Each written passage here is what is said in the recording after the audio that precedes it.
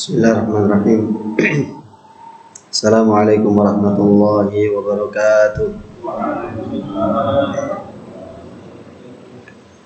Alhamdulillahirabbil alamin wassalatu wassalamu ala nabiyyina Muhammadin wa ala alihi wa ashabihi ajmain. Allahumma inna nas'aluka ridhaka wal jannah wa na'udzubika min sakhatika wan nar. Allahumma 'allimna ma yanfa'una wanfa' bima 'allamtana wa zidna ilman. Allahumma a'izza ahla Ghazzah, Allahumma ansur ahla Ghazzah, Allahumma farrij ahla Ghazzah, amin ya rabbal alamin. Amma ba'du, ya ayyuhalladzina amanu taqullaha haqqa tuqatih wa la tamutunna illa wa antum muslimun. Hadirin jamaah hafizakumullah. Alhamdulillahirabbil alamin. Kita dikumpulkan kembali oleh Allah Subhanahu wa taala di majelis kita ini. Kita sudah sampai di ayat yang ke-8 dari pembahasan surah At-Takwir, di mana Allah Subhanahu wa taala berfirman, wa idzal mau'udatu su'ilat, dan apabila bayi-bayi perempuan yang dikubur hidup-hidup, mereka akan ditanya bi ayyi dzambin qutilat, atas dasar dosa apa mereka dibunuh, atau anak-anak perempuan ini dibunuh dengan cara dikubur hidup-hidup. Di ayat sebelumnya Allah Subhanahu wa taala menyebutkan tentang wa idzal wuhusyu husyirat, bahwa nanti di akhirat Allah juga akan membangkitkan binatang, membangkitkan hewan-hewan. Kemudian masing-masing dari hewan ini akan diberikan kesempatan untuk membalas. Jadi binatang atau hewan ini yang di dunia disakiti oleh hewan yang lain, binatang yang lain, maka di akhirat akan diberikan kesempatan untuk membalas. Kemudian begitu sudah selesai membalas, Allah akan berkata kepada mereka, kuni turaba, jadilah kalian kembali asal penciptaan kalian, yaitu tanah. Jadi kalau kita bayangkan hewan saja yang di dunia ini keberadaannya sebagai pelengkap, atau keberadaannya adalah untuk kebutuhan manusia hidup di dunia. Allah tundukkan hewan, Allah tundukkan binatang untuk melayani, untuk membantu manusia dalam menjalani kehidupan di dunia ini. Artinya dunia ini diciptakan bukan buat mereka. Itu saja binatang mendapatkan porsi dari keadilan Allah Subhanahu wa taala. Binatang yang cuma sebagai, kalau boleh kita bilang, sebagai pelengkap dalam hidup di dunia ini, keberadaannya adalah untuk membantu manusia, melayani manusia, menyediakan kebutuhan untuk manusia. Itu saja mendapatkan porsi dari keadilan Allah Subhanahu wa taala, bahwa kalau ada di dunia ini yang binatang itu disakiti oleh binatang yang lain, maka nanti akan diberikan kesempatan untuk membalas. Karena bisa jadi ketika mereka hidup di dunia tidak bisa membalas, karena mereka lemah, karena mereka lebih kecil dan sebagainya, tidak punya kesempatan untuk membalas. Maka nanti mereka akan dibangkitkan di hadapan Allah, kemudian disuruh untuk membalas kepada hewan lain yang dulu pernah menyakitinya. Nah, kalau hewan saja mendapatkan keadilan Allah, maka termasuk di sini di ayat yang ke-8 yang akan kita sampaikan juga sama. Anak perempuan ketika masih anak-anak, masih kecil, mereka dibunuh dalam keadaan masih hidup, kemudian dikubur sampai meninggal. Tentu mereka tidak bisa membalas. Tentu mereka tidak punya kesempatan untuk membalas. Padahal bentuk keadilan itu adalah ketika ada yang dizalimi, maka dia bisa membalas kezaliman yang dia lakukan. Karena kalau tidak diberikan balasan, mesti akan ada yang berundel dalam hatinya, mesti akan ada yang tersisa dalam hatinya. Kalau sampai itu dibawa ke surga, padahal kita tahu di surga itu tidak ada kalau boleh kita bilang, penyakit hati tidak boleh ada. Di surga itu isinya senang-senang, isinya kebahagiaan. Lah tiba-tiba kalau misalkan ada orang masuk surga, tiba-tiba dia melihat, loh ini kan dulu yang pernah menyakitin saya, kok ada di surga juga? Kan mesti perasaannya jadi berubah. Dan itu tidak boleh ada di surga. Surga itu isinya kebahagiaan, kesenangan. Orang lagi bahagia, senang, tiba-tiba melihat orang yang dulu pernah menyakitinya dan belum sempat membalasnya kok ada di sampingnya misalkan. Ketemu di surga, pasti perasaan bahagianya akan berubah. Maka itu tidak boleh ada di surga. Maka sebelum dimasukkan ke surga, semua hal harus sudah tuntas dulu. Apa yang dulu tidak selesai di dunia akan diselesaikan di pengadilan Allah Subhanahu wa taala. Termasuk yang dibahas di sini adalah bayi-bayi perempuan ini. Ketika mereka dibunuh, kemudian tidak ada kesempatan untuk membalas, maka mereka akan diberikan haknya untuk diberikan pembelaan oleh Allah. Minimal haknya itu ditanya. Kan kalau orang dulu disakiti kemudian ditanyakan, kenapa kamu disakiti? Emang kamu salah apa? Itu artinya ada orang yang simpati kepada dia yang disakiti ini, dan itu sudah cukup untuk membahagiakan dirinya. Itu sudah cukup untuk membuatnya lega. Oh, ternyata ada yang peduli dengan saya, ada yang simpati kepada saya. Jadi walaupun bentuknya cuma ditanya, ketika bayi-bayi ini nanti akan dibangkitkan oleh Allah kemudian ditanya, kamu dulu salah apa? Kamu dulu dosa apa kok kamu sampai dikubur hidup-hidup? Bukan untuk menyalahkan si anak, tapi lebih kepada untuk menghinakan orang yang dulu melakukannya. Memang dia salah apa kok sampai kalian kubur? Memang dia punya dosa apa kok sampai kalian tega membunuhnya? Nah, itu lebih kepada untuk Allah sedang ingin menghinakan mereka yang melakukan kejahatan membunuh bayi ini dengan hidup-hidup, secara hidup-hidup ini.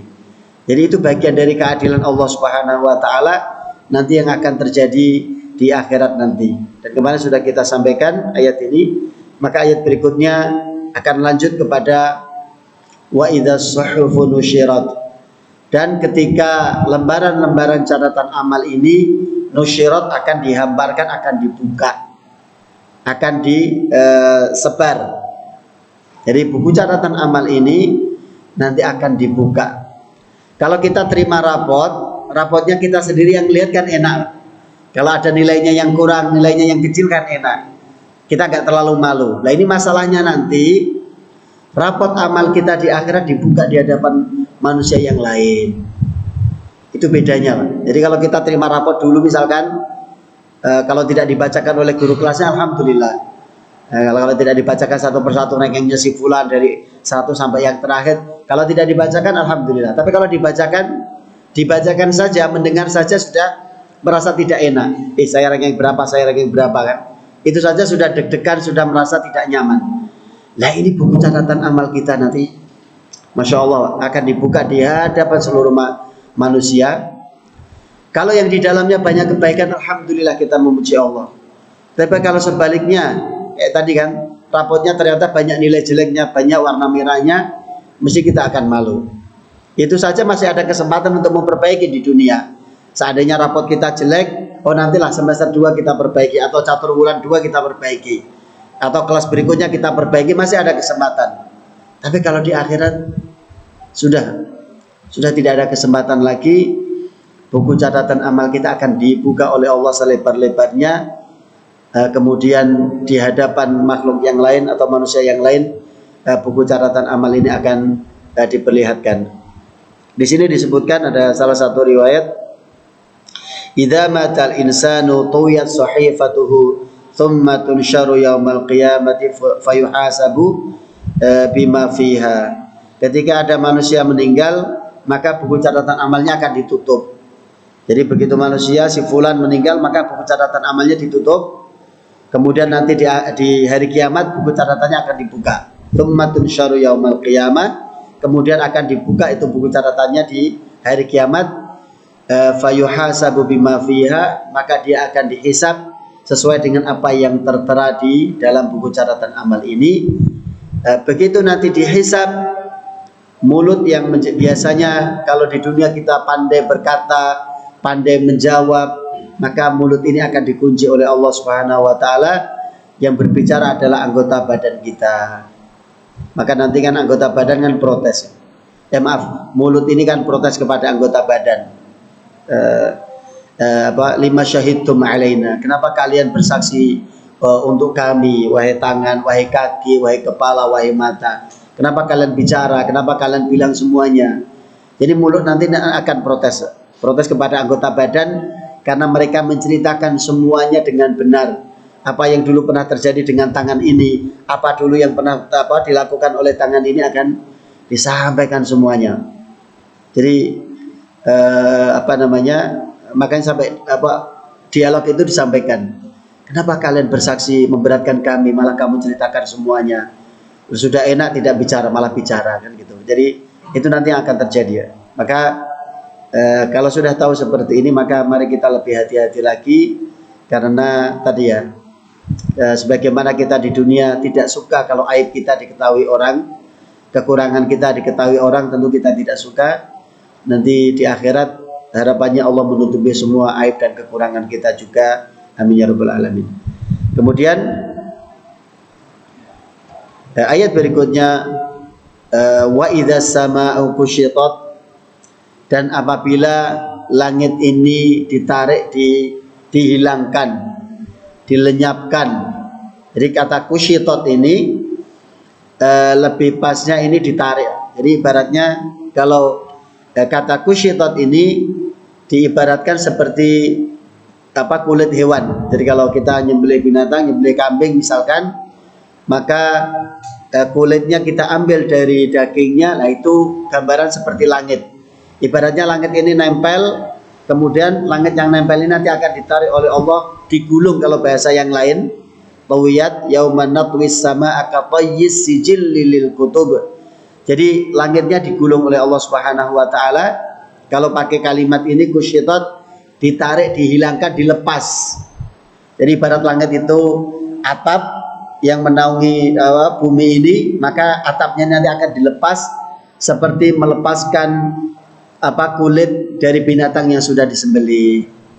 Jadi itu nanti gambaran hari kiamat. Kebayang kalau langit ini yang selama ini menjaga kita dari benda-benda luar angkasa agar tidak gampang jatuh kemudian menimpa bumi, kan ada langit ini yang minimal mengurangi resiko kalau ada benda-benda luar angkasa yang menimpa bumi.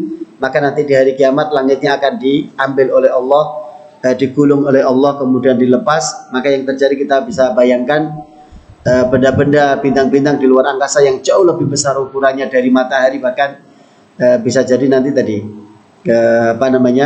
akan berjatuhan seperti di ayat yang sudah kita sampaikan, wa idzan nujumun kadarat. Peristiwa berikutnya yang Allah Subhanahu wa taala sampaikan tentang peristiwa hari kiamat yang disebutkan di surah At-Takwir ini. Jadi sampai surah ayat yang ke-11 ini kan kita kebayang betapa nanti kejadian hari kiamat itu tidak sesederhana yang kita bayangkan. Bumi rusak kemudian selesai, tidak begitu. Rangkaiannya sangat panjang, kemudian satu demi satu peristiwa itu sangat mengerikan, sangat menakutkan. Kemudian ayat berikutnya Allah Subhanahu wa taala menyampaikan tentang neraka, wa idzal jahimu su'irat, dan apabila neraka jahim itu dinyalakan apinya. Apabila neraka jahim itu apinya dinyalakan, dikobarkan dengan nyala yang sangat besar, kemudian neraka jahanam ini, jahim ini akan didekatkan kepada orang-orang kafir yang akan menghuni neraka jahim ini. Maka Qatadah mengatakan, bagaimana Allah membuat nyala api jahim ini menjadi lebih besar? Beliau menyampaikan, sa'araha ghadabullahi ta'ala wa khataya bani Adam. Yang membuat api neraka jahim ini menyala besar, semakin besar nyalanya, semakin berkobar nyalanya adalah Allah murka, karena murka Allah dan karena dosa-dosa anak Adam, karena dosa-dosa manusia. Maka di ayat yang lain Allah Subhanahu wa taala juga menyebutkan kan, ya ayyuhalladzina amanu qu anfusakum wa ahlikum nara. Wahai orang-orang yang beriman, jagalah diri kalian dan keluarga kalian dari api neraka. Allah menyebutkan api neraka ini waquduhan nas wal hijarah. Bahan bakar untuk menyalakan api neraka ini akan lebih besar. Bahan bakarnya adalah an-nasu wal hijarah, manusia yaitu orang-orang kafir, wal hijarah dan bebatuan yang besar. Kalau kita di dunia ngelihat api sebesar apapun, kalau tertimpa batu yang lebih besar kan biasanya apinya akan padam mati. Kan biasanya begitu. Ini tidak. Api neraka itu begitu kemasukan manusia orang-orang kafir. Semoga Allah menjaga kita semuanya dari api neraka Allah. Jadi begitu kemasukan orang kafir dimasukkan, nyala apinya tambah besar. Ibarat kalau api di dunia ini kesiram kesiram bahan bakar atau dimasukin lagi kayu bakar, jadi nyalanya tambah besar. Sama, bahan bakar yang kedua adalah bebatuan besar. Ini nanti akan menjadi nyala api neraka jahim atau neraka menjadi lebih besar. Maka lagi-lagi kita tidak akan pernah bisa membayangkan apa yang ada api di dunia dengan api di neraka pasti akan jauh berbeda. Karena kaidah yang sering kita sampaikan, kalau ada nama yang sama antara yang ada di dunia dengan yang ada di akhirat itu sebatas kesamaan nama. Adapun hakikatnya pasti akan jauh berbeda. Sama-sama api, tadi kita sampaikan, sebesar apapun api di dunia ini, kalau dia ditutupi dengan sesuatu yang lebih besar, misalkan batu, orang nyalakan api ditutupi dengan batu, biasanya nyalanya akan mati. Tapi api di neraka justru akan lebih besar nyalanya. Jadi itu yang membedakan. Sama-sama api, cuma hakikatnya berbeda. Kalau neraka didekatkan untuk orang-orang kafir, dinyalakan nyalanya apinya semakin besar untuk orang-orang kafir. Sebaliknya Allah Subhanahu wa taala juga berfirman, wa idzal jannatu uzlifat. Apabila surga itu didekatkan untuk orang-orang beriman. Apabila surga itu disiapkan untuk orang beriman, apa bentuk persiapannya? Surga ini nanti akan dihias oleh Allah Subhanahu wa taala, dibuat seindah mungkin, dibuat secantik mungkin, sebagus mungkin, sehingga orang yang akan memasukinya akan merasa senang. Nah, kita pernah mendengar tentu kan, orang yang terakhir masuk surga, manusia yang paling terakhir masuk surga, setelah sekian lama dimasukkan ke neraka, kemudian dosanya sudah dibersihkan oleh Allah, kemudian dia akan dimasukkan ke surga. Sebelum masuk ke surga, dia akan direndam atau dimasukkan ke dalam ma'ul hayah, air kehidupan yang ada di akhirat. Kemudian kan begitu dikeluarkan, dia nanti kan diperlihatkan oleh Allah sebuah pohon. Pohonnya ini di luar surga. Tapi melihat pohon saja itu dia sudah kagum. Maka orang ini akan bertanya, ya Allah, itu pohon apa? Bolehkah aku mendekat ke bawahnya? Maka nanti kan Allah mengatakan, wahai manusia,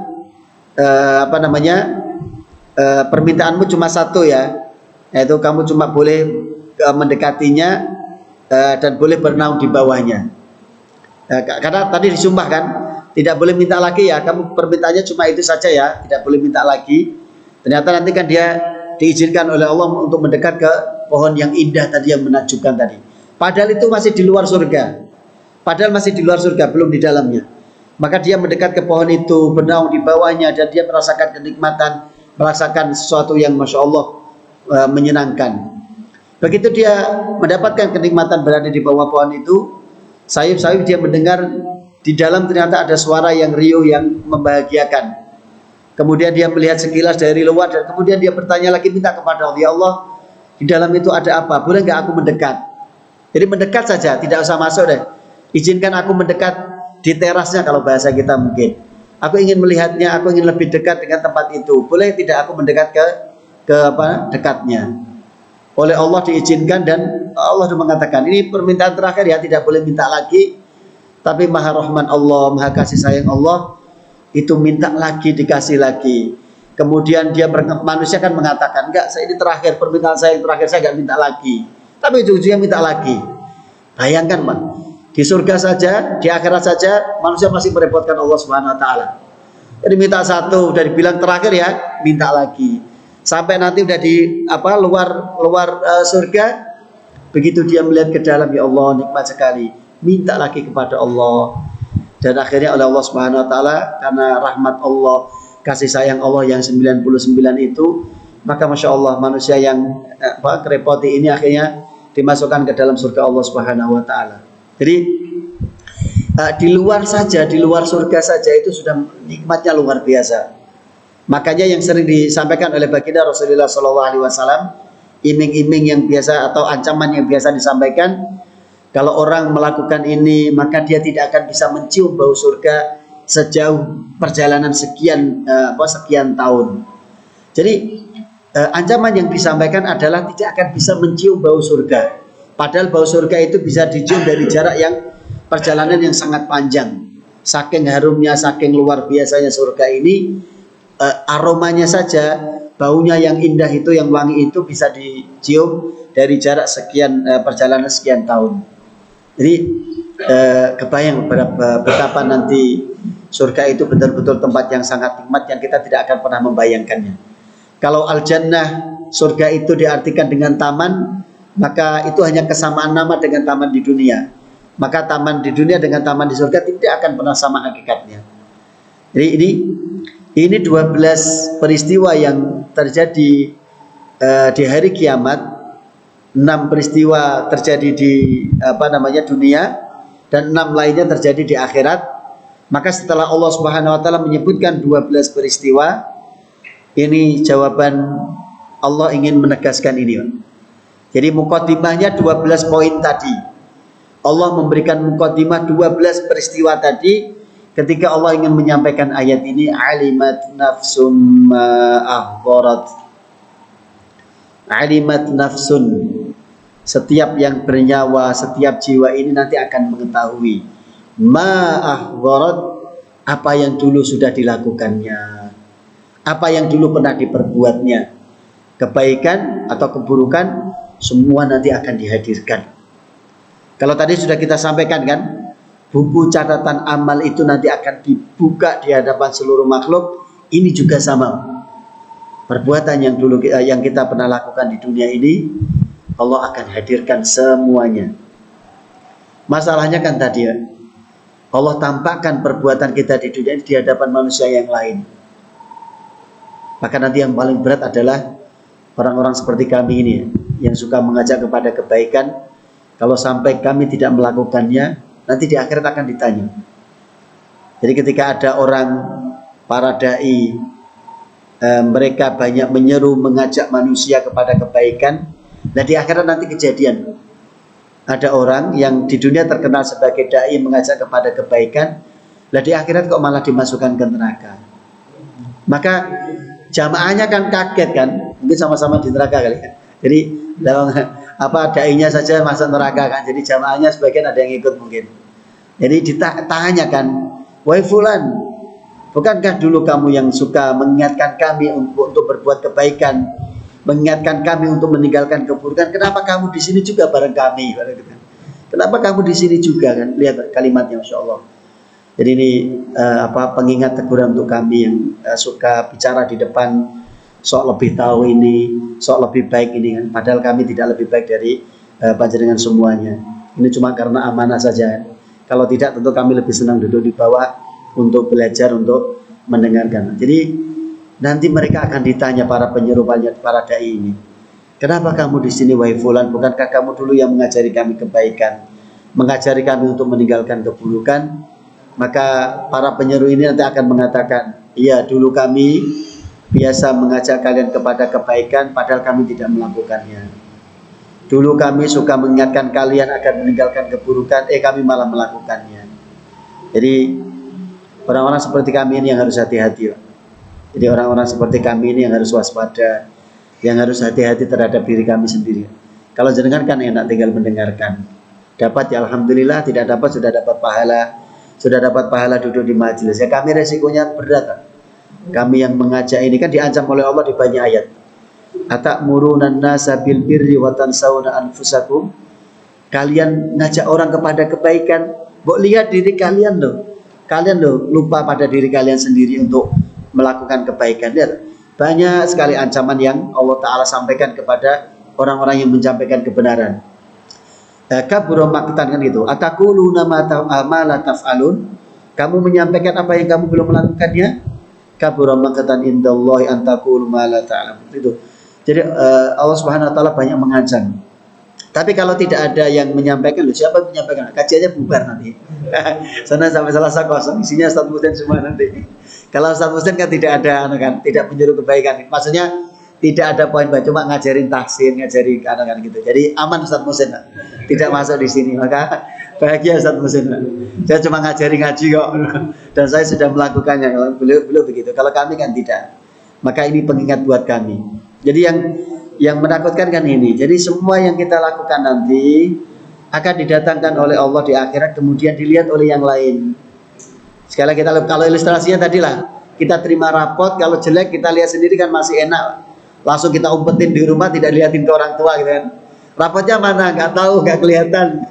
Padahal diumpetin kan gitu. Karena takut rapotnya kelihatan oleh orang tua misalkan ya. Ya ini nanti bayangkan, Masya Allah.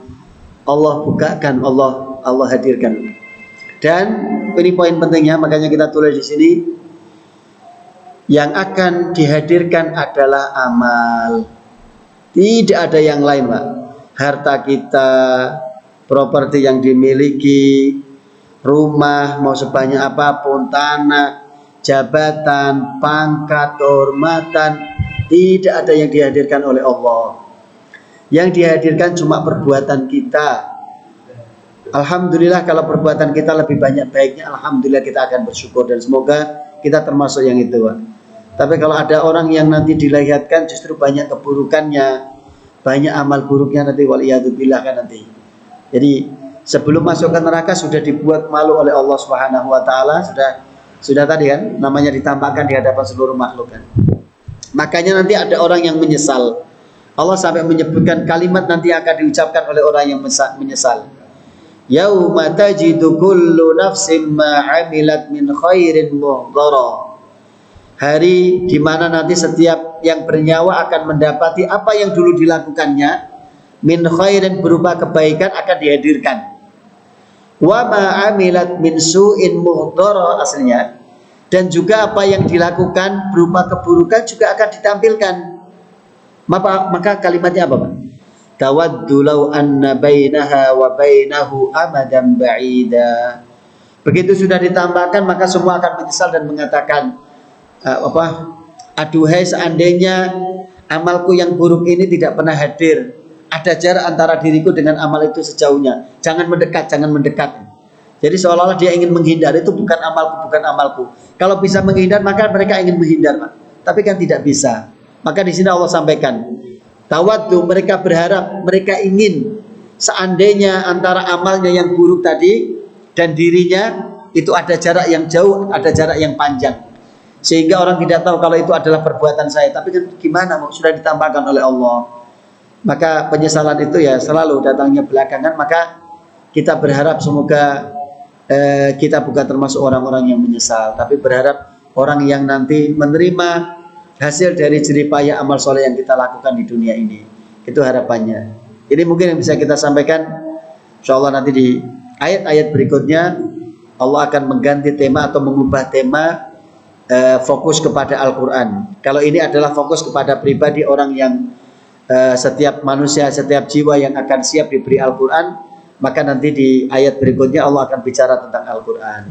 Ini mungkin yang bisa disampaikan. Semoga menjadi pengingat untuk diri saya pribadi dan juga jamaah sekalian untuk lebih menyiapkan diri. Lebih-lebih kita di bulan mulia, bulan Rajab.